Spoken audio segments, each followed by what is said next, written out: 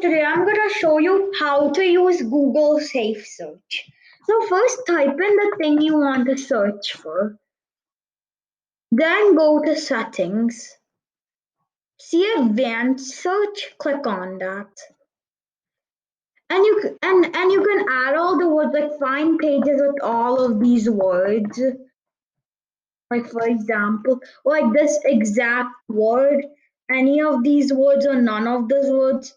These words, and like you're supposed to put like minus rat, like if you didn't want rat, like any of these words or fruit, and numbers ranging from, like for example, you want numbers ranging from 12 to 67, you would put like, and you would have to add a unit of measure.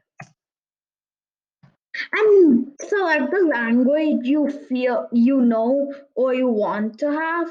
Select the region or the country you live in, and you can even select the last update, or you can put like site or domain. Like for example, you just wanted org, it would search for org, and you can do the terms appearing, like if you want in the URL, in the text, the title, or anywhere.